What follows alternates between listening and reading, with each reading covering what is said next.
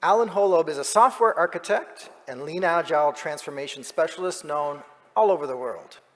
He's a consultant who also does workshops and creates video courses, and you can find his work on Pluralsight, O'Reilly, and LinkedIn Learning, just to name a few.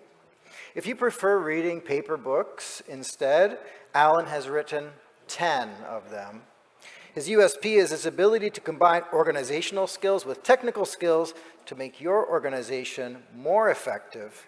The title of his talk, Beyond Estimates. Please welcome Alan Holub.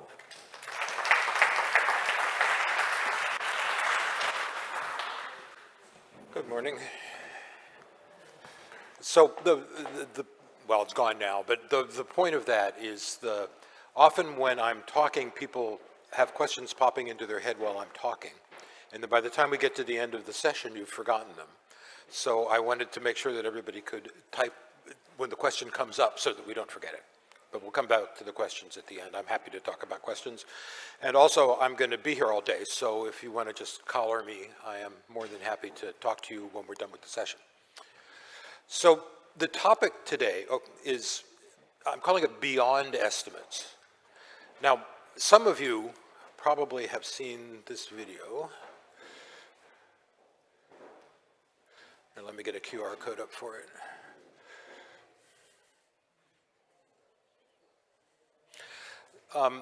I gave this talk probably, I don't know, 5 years ago now, a long time, 8, back when dinosaurs roamed the earth. But it's still getting a lot of views. It's interesting. At the time, no estimates was a new topic. Nobody had ever heard of it. Has anybody heard of it now? A lot of you, okay, that's good. This talk was meant more to bring the concept out into the world, and it's also longer than I have today. So you probably want to augment what I'm going to talk about today with what's there. I'm not going to just rehash that talk. There's no point in that. But the way I started that talk is kind of interesting, is that I said we should all just stop estimating now. Just stop. And that one line brought out every troll on the internet, as far as I can tell. Certainly it brought out all the trolls on Twitter. And the basic problem there is that people are very tied in to their current ways of working. And their current ways of working have very little agility in them. And I want to say, I avoid the word agile right now. Agile has turned into this kind of steaming pile of smelly junk that you don't want to have anything to do with, and I don't want to have anything to do with it either. Certainly the thing that they're calling agile now has got nothing at all to do with what I think of as agile. It certainly has nothing to do with the original thinking on agile. So I do talk about agility, which is one of the things that we're trying to do here, and one of the reasons I like estimation as a topic is that if you have estimates that counters your agility, you have less agility in the organization. And so the issues are that we have both habit, and we have both thinking that there's only one way a business can run that's getting in the way of being able to be more effective. So the whole no estimates thing started out, where's my pen? There it is. Go back to where we were a moment ago. Started out with Woody Zuhl.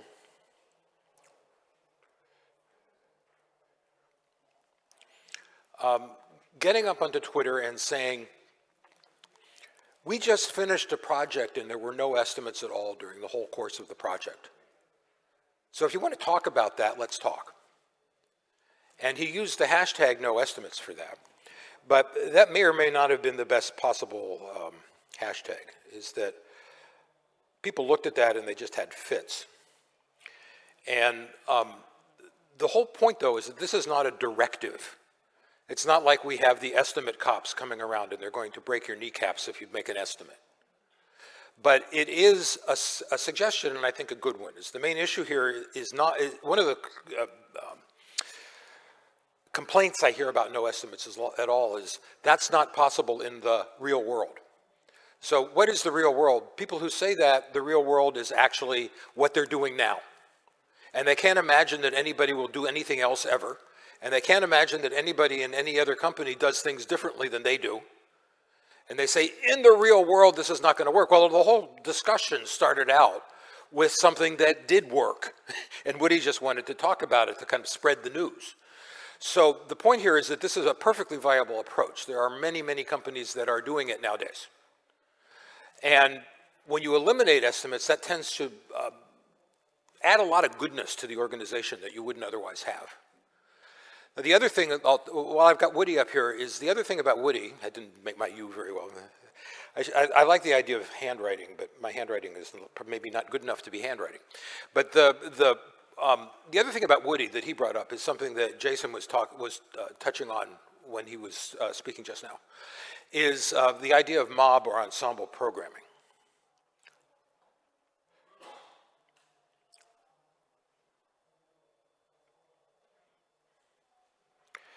Now, I'm just going to bring this up as an aside, and then we're going to move on. Jason was talking about the whole conquer and divide strategy. And mob programming is actually taking that a step further. It's saying just give up on the divide part. Is that all development is done by the entire team working together collaboratively all the time. There is no task so small that it makes sense to break off a person in order to do it. And working with mob programming is also it solves many of the problems that Jason was talking about in the productivity world, because everybody knows everything. Everybody has contributed to the code. Everybody knows how everything works. You don't have to spend time getting people up to speed, right? Somebody goes off on their own and they come back and you're spending a lot of time just learning what they did. But more importantly, you're all learning from each other as you are actually working, because the overall knowledge of the team is greater than the knowledge of any one individual. And the overall skill of the team is greater than the skill of any one individual, no matter how good they are. So the basic idea of mob programming then is that everybody will literally work together. Now, you can do that remotely. So one of the problems with working remote is what a friend of mine calls the caveman model, where the tribe goes off with spears to hunt a mastodon, and they kill it, and then they drag the thing back to the caves, and then they cut it up in pieces, and everybody takes their piece and hides in their own cave, gnawing on the bones. And that's not really a productive way to work, is that you want to do everything collaboratively in order to work effectively. So that's all I'm going to say about mob programming, because I think it's an important topic, so you can look it up yourself, as Woody has infinite numbers of YouTube videos that discuss mob programming. Now, next issue, though, is getting back to the controversy of the no estimates thing, is the people who are stuck on estimates always bring up the same set of objections. And I think it's probably worth discussing those. Now, the first one, which I think is kind of nonsensical, is they say, well, we can't build houses like that. And that's true. We can't. Fortunately, we're not building houses. So the issue here then is that, the other side of that, of course, is that I don't know if anybody's done a remodeling project on their home, but I have yet to see any remodeling project that came in on time and under budget.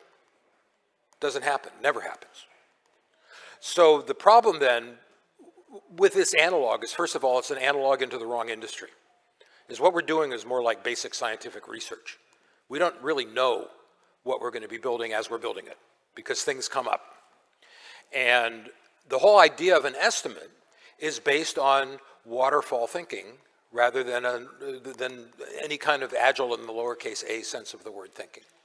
Right? It's based on an idea where you can come up with a detailed specification, and then you can analyze that specification and come up with a plan, and you can estimate the amount of time it's going to take to execute that plan, and then you build.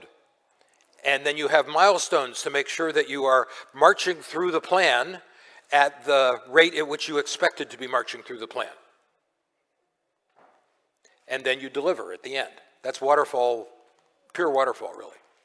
So the idea of needing estimates is tied into thinking that this is the way we have to work. If you don't have that detailed specification, you cannot estimate accurately.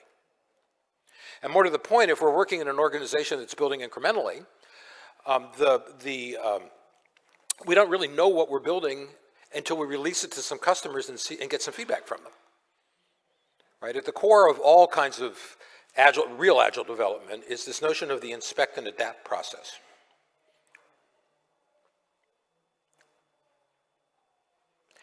And the idea of inspect and adapt is you have a loop. You build something small. Now by small, I mean small. If you can't get it done in a couple days, it's too big. And ideally, you ought to be able to get it done in half a day or so. You start off with something that is called the minimum viable product, though people they bandy that word about without actually knowing what it means. But MVP really is, a man named Frank Robinson came up with the initial the concept of the MVP, but nobody actually knows Frank's work at all. Who they know is Eric Ries, who wrote a book called Lean Startup. And the minimum viable product is truly minimum. As what Eric says is, imagine the smallest possible thing that you could build to have a product, and then cut that in half, and cut it in half again, and cut it in half again, and that's your MVP. As what we're trying to do here is verify that the product idea is a good one. And often you can do that without even building any code. So for example, if you look at the food delivery services, well, the minimum viable product for food delivery back when they first came up with those services is pizza delivery. It already existed. People were calling up on the phone and ordering a pizza, and the pizza arrived at their house. That's exactly what all of the delivery services like DoorDash and so forth do. But the point here is that you might not have to build any code. You want to build the minimal thing you can get away with. It shouldn't take more than a week or two to build an MVP. Right? Valve, the game manufacturing company, they did their MVP for Afterlife, or Next Life rather, in a week. Right? It was just one room, one person walking around in it. That's all they needed to validate that the idea was good. And so that was the build small part. The next thing you have to do is you have to inspect, which is also getting feedback. And now by getting feedback, I mean feedback from actual customers. Right, actual users, not managers, not so-called stakeholders, right? If you go into politics, you have no agility. Is that one of the characteristics of companies that really are working in a lowercase agile way is that the political climate is it's not a big part of the way that the company works. And of course, many of us work for very large companies that have a lot of entrenched politics. And the problem there, of course, is that given that, it's very hard to do the sorts of things that I'm talking about, because politics will be the driver. So this is all about product development, and it's all about developing products that we can sell, products that make money.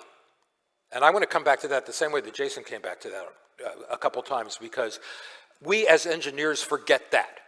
The reason that we have jobs is to make money for the company. If we're not making money for the company, they shouldn't be hiring us. It's just waste. And technical stuff, right, all the cool stuff that we like to play with all the time, often isn't making money for the company. So we need to focus on making things that people actually want to buy, and those things are things that the customers like. So we're getting feedback from the actual customers. Then we tweak what we have, we adjust or adapt based on that feedback, and around and around and around we go, right? This should be maybe a couple days. Right, there's no hard and fast rule, right? If it takes a little longer, fine. If it doesn't, if it takes less time, that's also fine. And the feedback has to be continuous. Is that ideally you will get feedback as you are working, feedback during development. Ideally, the feedback will come not in the sense of sending out surveys and getting responses from surveys, but rather from people who are actually using the product. The feedback is coming back from actual end users. And what you want to be doing is getting new stuff into their hands constantly so that you can get feedback as quickly as possible. There are lots of ways to do this, even with big products. is that certainly if you're a small startup, you can just call up somebody on the phone. But one of my friends that works for a larger company is they have a pool of people that they want feedback from, and they post to the entire pool every time they integrate. It's a couple times a day. Explain what's in the new integration, and then if anybody wants to comment on it, they can just reply to the email. And that works fine, right? Is that you don't need to have a lot of formal information gathering in order to get the feedback that you need. Now, getting that feedback, though, is a problem from an estimation point of view, because if you're constantly adapting what you're building based on the feedback that you're getting, how can you make an estimate? The whole idea of an estimate is nonsensical. Because what are we estimating? There isn't an upfront specification, certainly not one that has any detail associated with it. So the estimate is going to be wrong from day one. We know as a fact when we come up with the estimate that it's going to be wrong. Which brings up the concept of muda. Now, muda is often translated as waste. I don't like that because people don't understand quite what it means. Muda is actually a very technical term. And what it says specifically is anything that you do, any time that you spend, any work that you do, that is not putting value directly into your customer's hands is waste. Now, you want to minimize that as much as possible. You can't eliminate it, obviously. There is this notion of necessary muda, right? Is that a lot of things that we have to do in order to just do work is muda, but we can't blow it off, right? And so we want to minimize, though, the amount of unnecessary muda as much as we possibly can. Now, which brings up the second objection that I often see with no estimates. That was one here. Two is, we'll re-estimate. In other words, they have this notion of we come up with an estimate, and then we do some work, and then we have to make some changes so that we'll re-estimate again. This is an enormous source of waste. People that go through the entire backlog and re-estimate it every month. What are they accomplishing, right? Is this kind of waste, this is called rework waste in the lean world. And what this kind of waste is anti-work, because you're paying for doing the thing wrong, you're paying for then fixing it, and then you're paying the opportunity cost of what you could have done in the time that you spent fixing it. And also some of the time that you spent doing the initial building. So this is like 3x or 4x waste. So we don't want to be in a situation where we release infrequently because that increases the waste.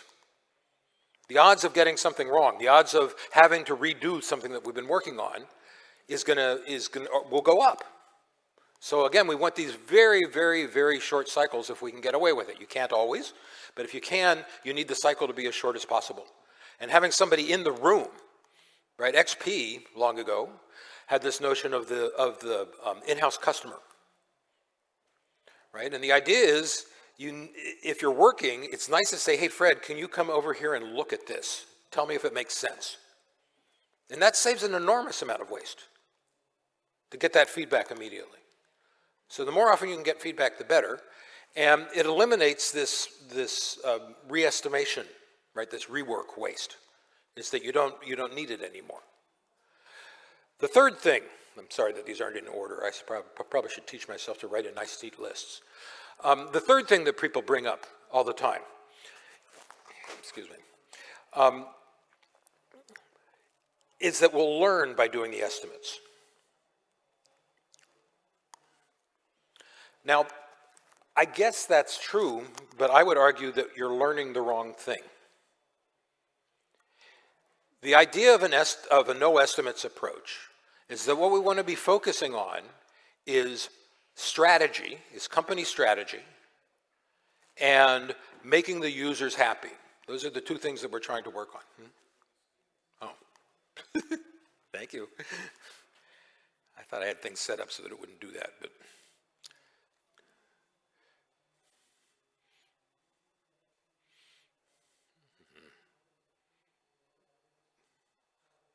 Now that's out of date. Oh gosh. Let's do this the easy way, I'm sorry.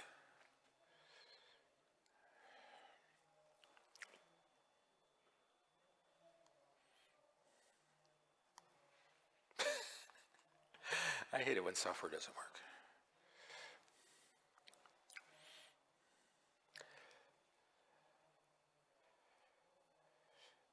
It's interesting to me that the having to reboot is so commonplace that we don't even think about it when we have to do it. No, it's not working. I'll just talk and wave my hands around. Maybe it'll come to its senses in a moment. The third kind of waste that we see all the time is, or rather the third objection to estimates is this notion of there's something valuable coming out of the process of estimating. And you see that a lot in both Scrum and also in large corporate projects. The problem is that what we're doing again with an estimate, with a traditional estimate, is we're taking a specification, we're analyzing the specification, we're coming up with a plan, a list of tasks that we have to perform in order to build the thing. And what we're estimating is that list of tasks. So when we're doing an estimate, we are focused on the wrong thing. We are focused on the implementation tasks rather than the provided value. We're focused on the technical issues, not on the customers. So the odds of building the wrong thing get much higher if the estimate is pulling you towards the technical side of things rather than the customer side of things. And you see this a lot in Scrum, right? The whole idea of story points and all that nonsense. What you're doing is you're estimating build tasks. And that's an unuseful exercise as far as I'm concerned. There's no reason to be estimating that stuff. Is that what we want to estimate, if we're going to estimate anything, is how much money will this make? How much value will it bring in? But that's guesswork also. So these three objections then are all trying to pull us back towards this way of working that is focused primarily on a manufacturing model where we can specify things ahead of time and we can get them work, or not get them working, but build exactly what we've specified, and we just don't work that way. All right, now I have got to get my screen back here, so let me take a moment. Oh, here we go, it's back.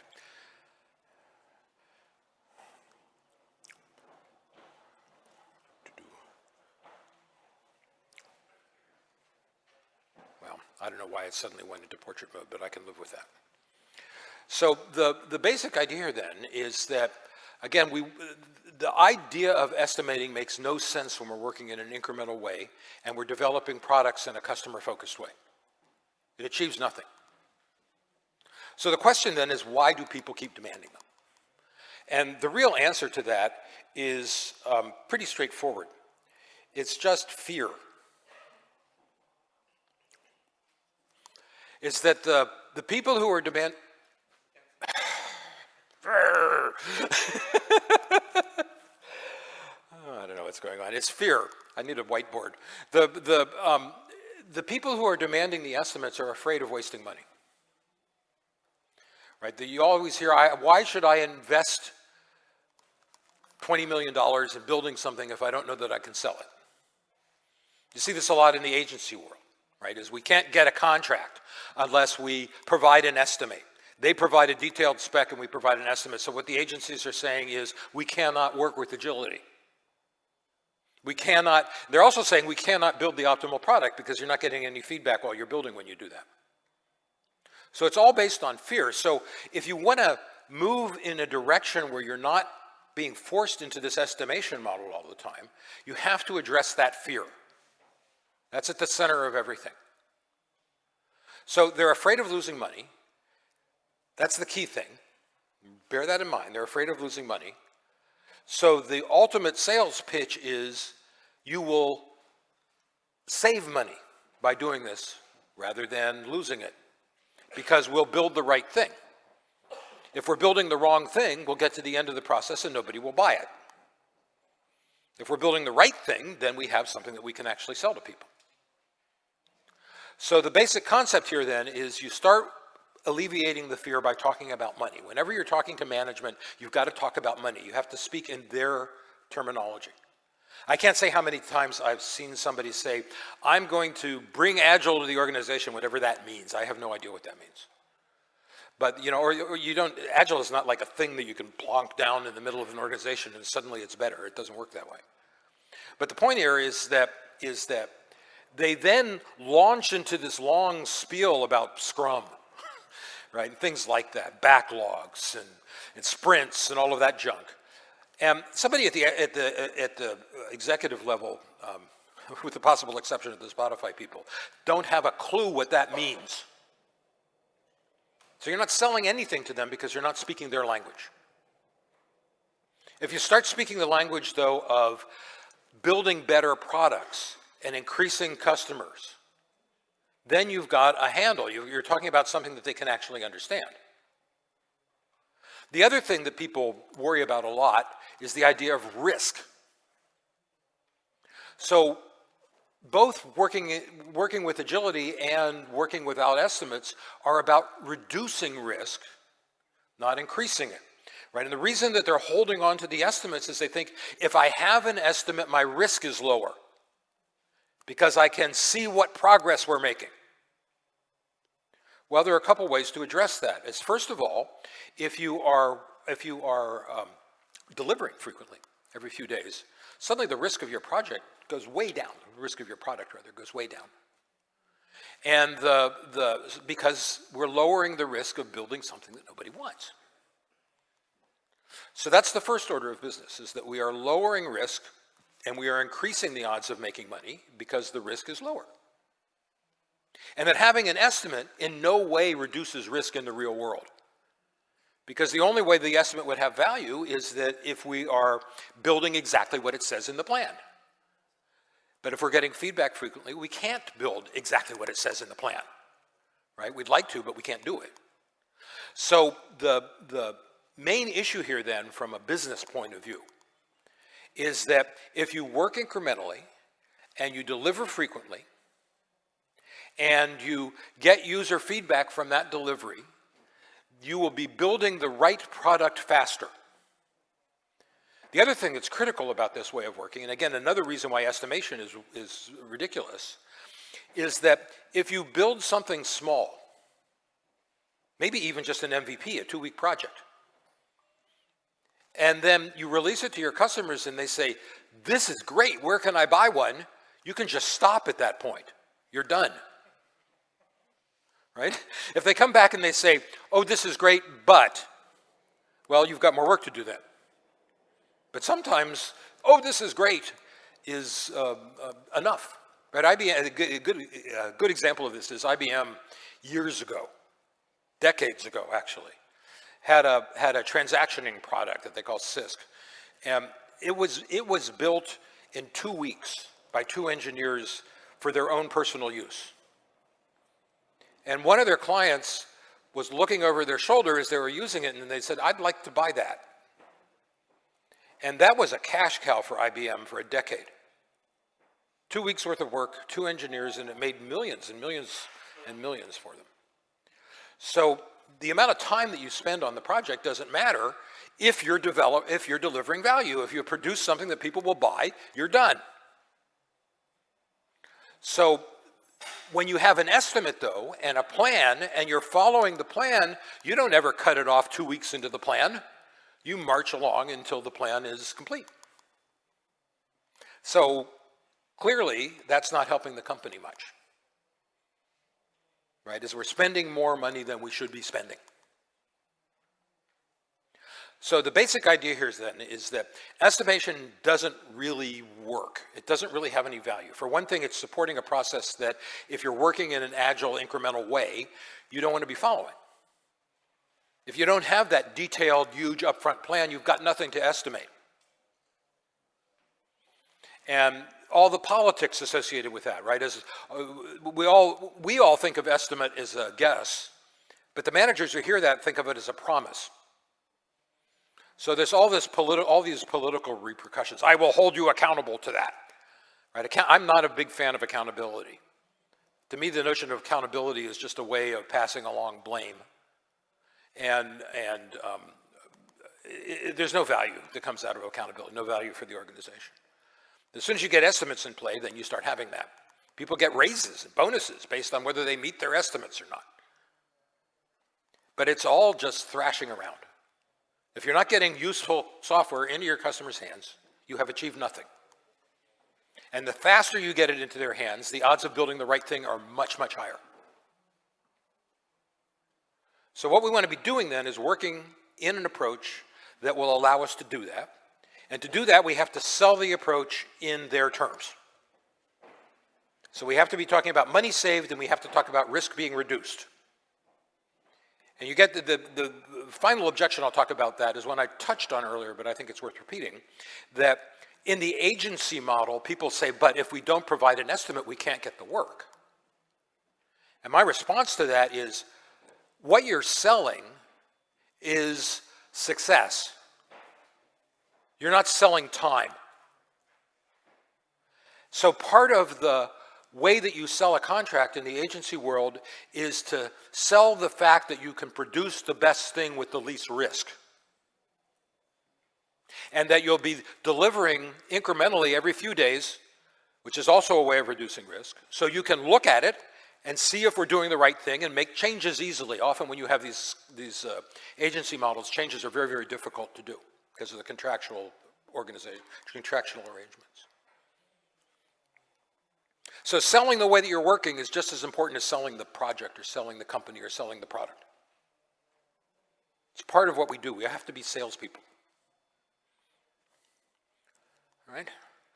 So that's the basis of it. If you want to get more into process, go back to that older no estimates talk that I did a few years ago. That's getting more into the process of the thing. But here I want to just focus more on how do we actually do this? How do we break people from those habits of estimating? All right, so we have 40 seconds left, but I think I'll put an end to it at this point. So let's do some Q&A. For Alan, everybody. We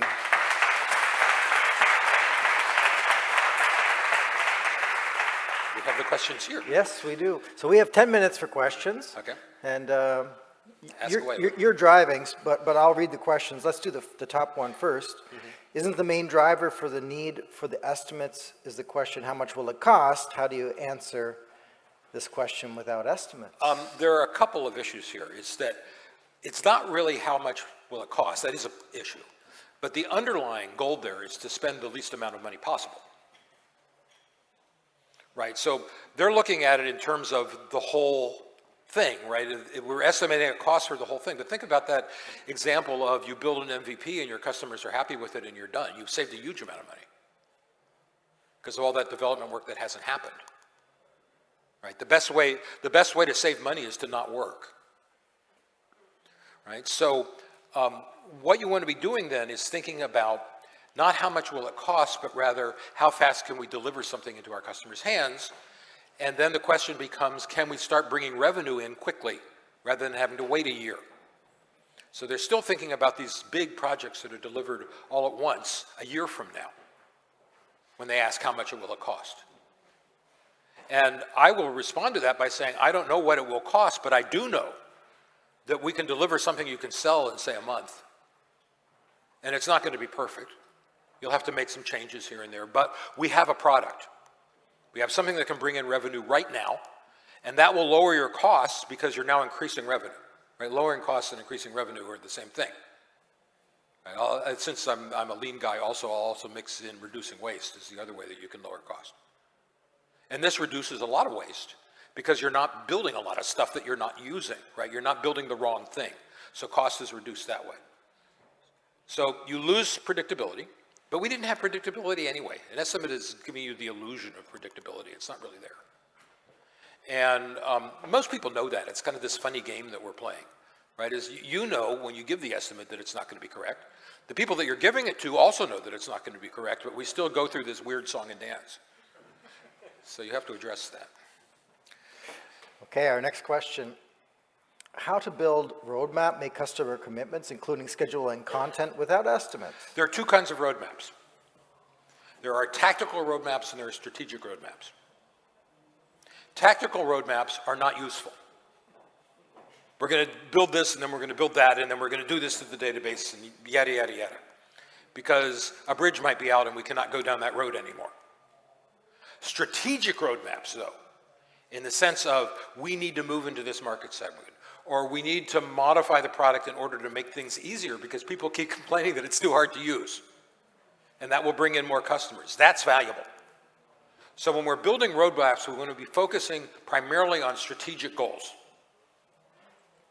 And these are goals, not promises. They're giving us a direction in which to move. They are not saying, we will have X done on this time. They're saying, we're going to move in a direction that will increase market share in this area. So the roadmaps, and pretty much all of the stuff in the way of planning that upper management should be doing, is all strategic. As soon as upper management gets into micromanagement and starts doing tactical roadmaps, you're doomed. Right, as you won't be able to get into, well, you're doomed. Let's just leave it at that. Doomed, we're all doomed. Alan, there's 2 with 5 upvotes, 3 with 5 upvotes each. I'll let you choose. There are plenty of ways to solve a problem of users, and usually what looks good in short term won't be the same as long term. You don't, how to make a proper choice, you don't need to. Right, is that again, we're talking about the house construction or factory model when you're thinking of the question, of this particular question. You're saying we make a choice now, and how do we know a year from now if it was the correct choice or not? And I'm saying we want to learn much faster than a year from now. Right, we want to find out in a couple weeks whether we've made the right choice or not, and the only way to do that is to deliver to your customers frequently. So, and that also, of course, solves the user's problems pretty well. The other thing, though, is that if we're working with agility, code has no value. What has value is revenue-producing stuff, not code. If the code's not producing revenue, throw it out. Right? It has no intrinsic value. So we have to get away from this mindset of, I've built it, therefore it's valuable. We spent all this time on it, therefore it's valuable. But the value of your work has nothing to do with the amount of time that you spent doing the building. Because if you're building the wrong thing, you have no value in the system. Okay, so we need to change the way we think about stuff. We have time for 2 more. Okay. How about this next one? Could you talk about? How would you approach choosing between multiple potential options? Investments or technical solutions? Whose question is that? Jason, who are you? Oh, that Jason. Give me a example of investments versus technical solutions.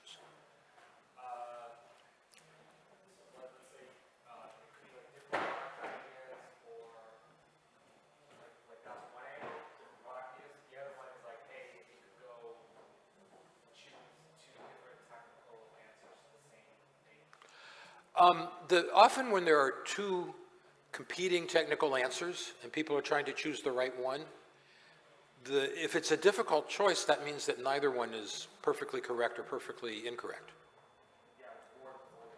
Right? So what you want to do is try stuff. It all comes down to experimentation. Is come up with the smallest possible experiment that you can make to see if one approach over the other is better or not. And then try it out. If it doesn't work, then cut your losses and go try the other one. So this is very much an experimental process. The whole idea of product development is an experimental process, and the thing that Jason brought up about bets is important here. When we start it, we're betting that people will like it and will buy it.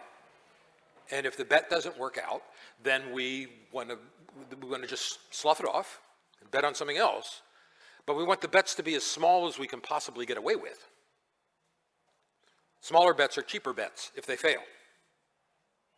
So we do that, again, with small incremental development. Time for one more question. Okay. And oh, it's too easy to say we won't estimate it. Don't. Don't. You'll just get too much resistance.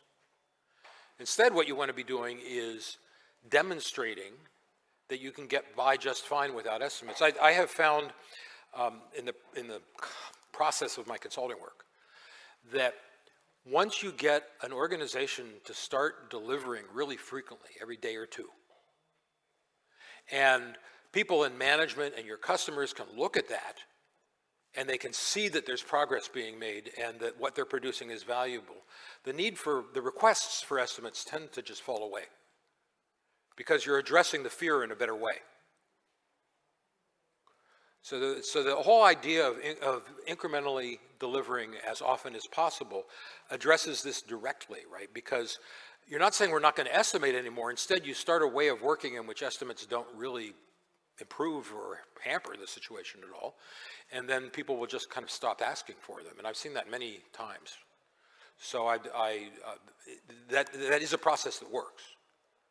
And of course, you can have both of them running in parallel for a while. There's no reason why you can't.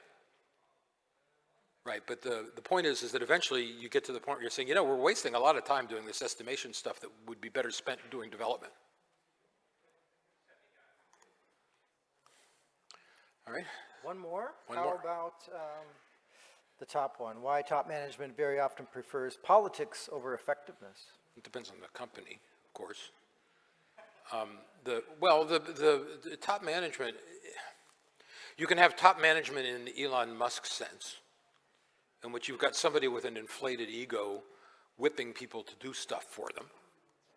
And it's all about inflating the ego of the person who is calling the shots, right? The CEO wants to feel important, right? Big office buildings, that's all about ego. That's not about having an effective way to work, right? If you go into a big office building and you don't interact with anybody but your team, why are you paying for a big office building? That's not to say you should necessarily be working remotely. I'm kind of with Jason here, is that I do work remotely myself, but there are a lot of problems to that. But this doesn't mean you can't have a team office.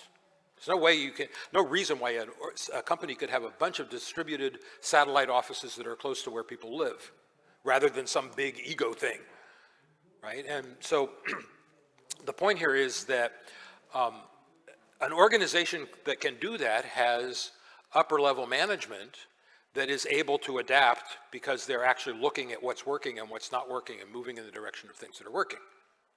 If, on the other hand, politics are driving the organization, well, it depends on the size of the organization, but generally, if that's happening, you're just doomed. Go somewhere else. And because those cultural things move very, very slowly. You can't change a culture. I strongly believe that you cannot come in and change a culture, and nobody on the bottom level can come in and change a culture. What you can do is change the way that you work, and those changes will cause the culture to adapt. If you go in saying, I'm going to change the culture, it just won't happen. There's going to be too much resistance. And you'll find that no matter how well-intentioned upper management was, if you go in with that approach, right, the other approach is, we are going to transform to an agile organization. Right, that doesn't work either. Because it's too abrupt, right? And what happens is that people do one of two things. They either move too quickly and everything devolves into chaos and the company goes belly up eventually because there's too much chaos to get work done. Or you do it too slowly, and what people are saying is, this is a waste of time. Let's just do what we did before. And you backslide. So you don't want that. You want things to be happening gradually and one thing at a time. One of the things that I start with often is mob programming, getting back to what I was saying at the beginning of things. Because mob programming is a different way of working, which you can sell based on how effective it is, but it also changes the culture to one of cooperation, to one of truly working with the other people on the team. So there's a cultural change then that's brought about by making this very small change in the way the individual teams work. And it doesn't even have to be all the teams, right? It's one of the things that I see a lot back when I was teaching mob programming when we all had offices, is I'd work with one team, and they'd be working in these big, hideous, open plan places, and they would set up a mobbing space for themselves. Right? Get hold of a big monitor and put a bunch of couches in front of it, and they would be sitting there mobbing. And people would walk by and they'd say, what are you people doing? And they'd say, well, come over, sit down with us and see. And then those teams started picking it up too, because they looked at what the first team was doing and going, I want to do that. And it gradually infused out to the organization as a whole. Now, it's very hard to do, of course, if everybody's working alone remotely, because you don't get that. But it can happen, right? Is that but none of this is politics. You're kind of ignoring the politics. And if you have a political-driven organization, you've got to replace the CEO, because ultimately that's the person who's responsible for that. Right? And if you can't do that, then find someplace else to work. Seriously, I do not believe that every organization can be agile. Just look at the cesspool that agile with a capital A has turned into. And there's a laundry list of every corporation that cannot be agile. Right? They're going about it in the wrong way. All right. Let's give a big round of applause for our speaker.